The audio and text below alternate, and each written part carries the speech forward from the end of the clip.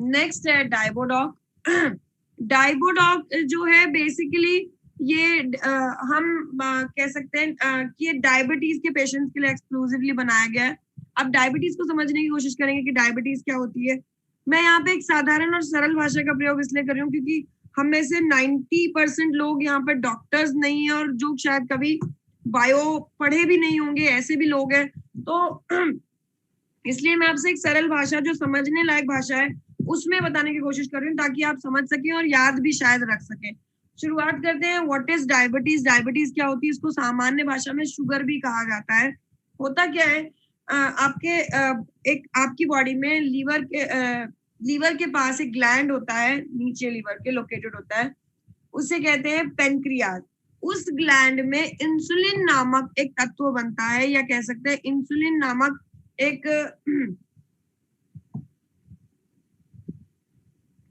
Insulin नामक एक sir मैं आपकी सारी क्वेरीज को आंसर कर दूंगी, please stop messaging right now, I will answer everything, और रिमेनिंग आपको सुधीर सर क्लियर कर देंगे। अगर इंसुलिन नामक तत्व बनता है, अब हमने अगर कोई खाने की चीज खाना खाया है, ठीक है, उस खाने को एनर्जी के फॉर्म में हमारा डाइजेस्टिव सिस्टम कन्वर्ट करता है। जब उसे एनर्जी के फॉर्म में कन्वर्ट करता है, उस एनर्जी के फॉर्म को कहेंगे ग्लूकोज या फिर शुगर। वो फॉर्म को कन्वर्ट करके हमारे बाकी सारे बॉडी पार्ट स्टैटिक है, सिर्फ और सिर्फ स्टैटिक मतलब अपनी जगह पे स्थायी है, सिर्फ और सिर्फ ब्लड यहाँ से वहां मूव कर रहा है।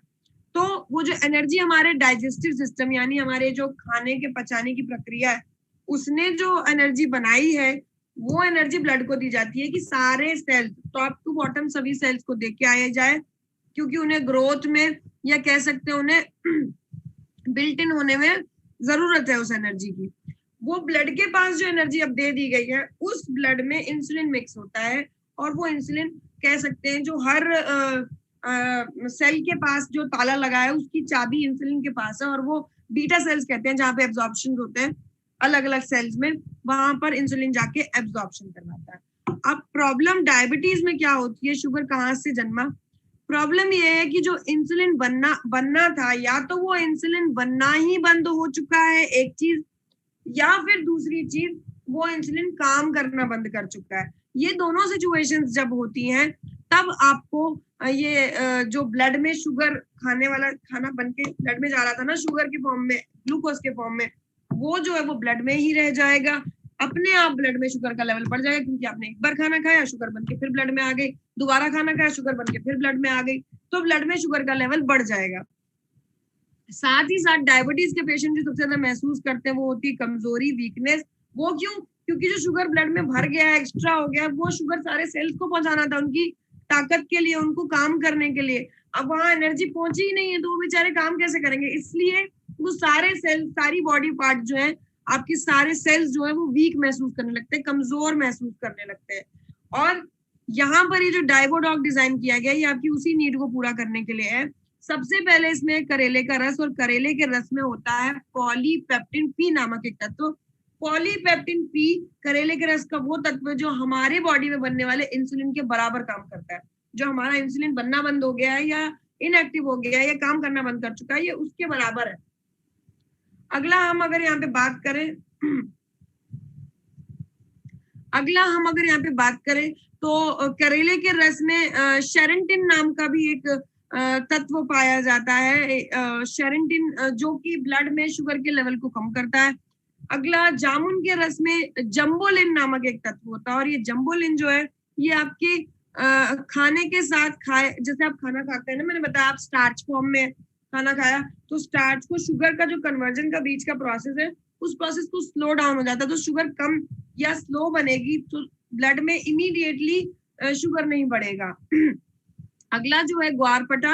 एक चीज मैं आपको यहाँ पे शुरू से लास्ट तक बताऊंगी कि ग्वारपठा पर मैं कहूंगी ग्वारपठा और त्रिफला पे नजर रखिए कहाँ कहाँ है, क्योंकि ये हर जगह अवेलेबल है, और इसीलिए ग्वारपठा यहाँ पर एलोवेरा की बात हो रही है, नाम बदल के लिखा हुआ है सिर्फ फॉर अ चेंज, आपको लगेगा बहुत नया इंग्रेडिएंट है, सॉरी।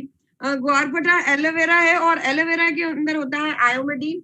आयोमेडिन जो है ये आपके ब्लड में शुगर के लेवल को कम करने में मदद करता है। साथ ही साथ इसमें एक एंजाइम पाया जाता है जिसे कहते हैं म्यूसिलेज, और ये म्यूसिलेज जो है ये आपकी भूख को शांत करता है। जब म्यूसिलेज से आपकी भूख शांत हो जाएगी तो आपको बार बार कुछ खाने की इच्छा नहीं रहेगी, बार बार आप खाएंगे नहीं, खाना कन्वर्ट होगा नहीं शुगर में कन्वर्ट होगा नहीं, ब्लड में शुगर बढ़ेगा नहीं।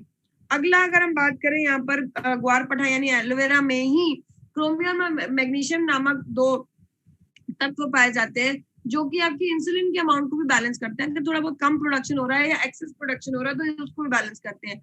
नेक्स्ट है आपका गुड़मार, जैसे कि नाम से पता चल रहा है गुड़मार, गुड़ मतलब मीठा, मार मतलब खत्म करने वाला, तो इसे मधुनाशनी भी इसीलिए कहा जाता है क्योंकि ये मीठे को मतलब शुगर को नहीं खत्म करेगा, ये मीठा खाने की इच्छा को ही खत्म कर देगा। तो जिन लोगों को ये थोड़ी बहुत इच्छा रह जाती है कि थोड़ा बहुत खा लेता हूँ, कौन देख रहा है टाइप, उनकी प्रॉब्लम्स का सोल्यूशन है ये गुड़माल। और अगर हम बात करें फिर से एक बार त्रिफला की, तो त्रिफला जैसे कि आपको मैं पहले ही बता चुकी हूँ कि 3 फलों से मिलकर बना है, हरड़, बेड़ा और आंवला पे काम करता है। सो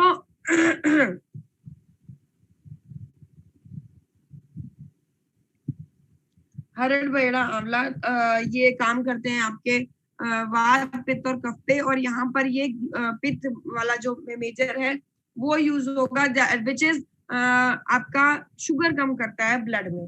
नेक्स्ट एक चीज मैं आपको यहाँ पे डायबिटॉक से आगे बढ़ने से पहले बताना चाहूंगी, डायबिटीज के पेशेंट को गलती से भी इम्यूनोडॉक नहीं देंगे आप, गलती से भी उसे इम्यूनोडॉक के बारे में इम्यूनोडॉक रिकमेंड नहीं करेंगे क्योंकि इम्यूनोडॉक के अंदर जो एप्पल एक्सट्रैक्ट है वो डायबिटीज के पेशेंट को बहुत नुकसान कर सकता है। ठीक है, कर सकता है क्या करेगा, तो आप ये ध्यान रखेंगे ये चीजें।